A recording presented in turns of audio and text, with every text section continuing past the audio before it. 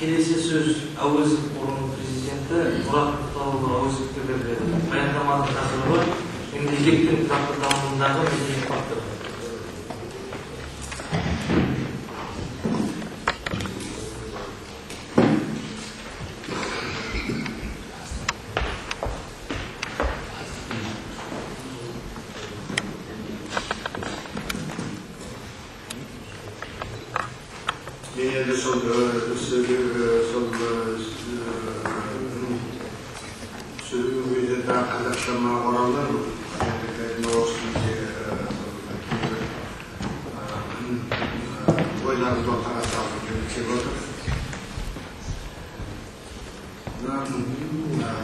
Феномен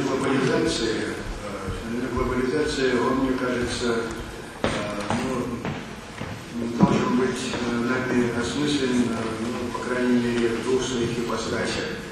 И одна из них, она ни в коей мере не является чуждой для нас, если иметь в виду тысячелетние традиции культуры конно-кочевой цивилизации. По существу, первые братийские контакты и связи, то есть первые действия глобализации, оно и произошло вот в этом большом пространстве благодаря выходу на европейские просторы конных кочевников, которые явились связующим звеном между традиционными щитами мировой цивилизации. То есть сами принципы движения, своеобразный принцип ориентации в пространстве, значит,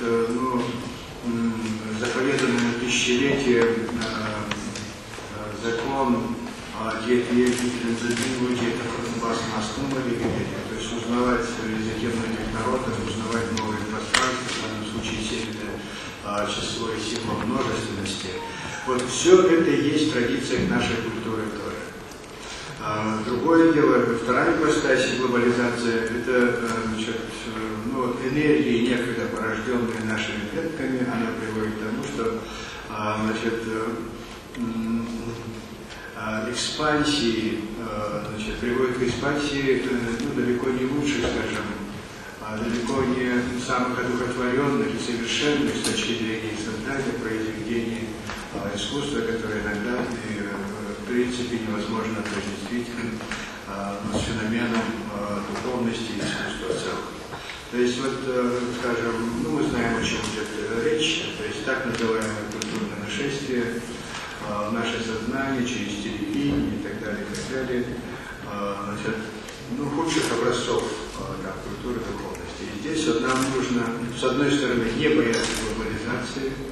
Я думаю, что вообще мы должны сейчас, на мой взгляд, необходимо вообще в нашем сознании, прежде всего культурологов, потому что только средствами культурологии или, скажем, отдельных видов критики, литературы, кино и так далее, культурный процесс в целом может управляться. Ясно, что только самосмысляющие, рефлексирующие художники, творцы, они могут внести вот очень полезные, конструктивные начало дальнейшего развития. Никакими административными мерами значит, культурный процесс не может быть направлен, не может органично существовать. И в данном случае я думаю, что вообще я большой сторонник существования таких институтов, как Министерство культуры, Институт культурной политики.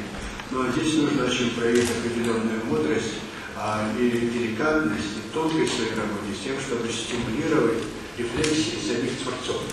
Это очень важно. Это могут делать культурологи. Так вот, я думаю, что одна из задач, которая перед нами стоит сейчас, актуальных задач, это укрупнить масштабы. Мы сейчас, как люди современного культурного процесса, мы уходим в дробности. И мир к этому призывает. Это одна из историй вообще, той самой глобализации, специализации и так далее.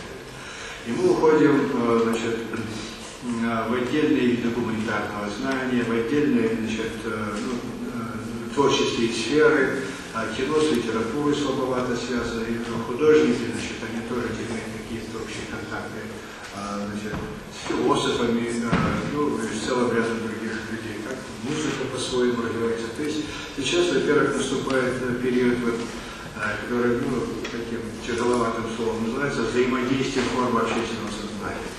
То есть сейчас древний известный закон, что каждая из форм сознания, в том числе художественного сознания, она сильна и по-настоящему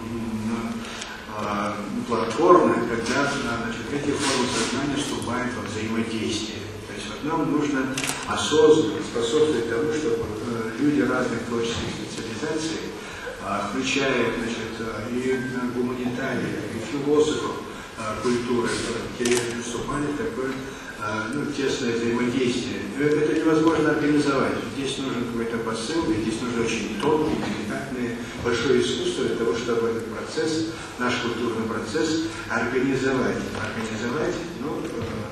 Умело это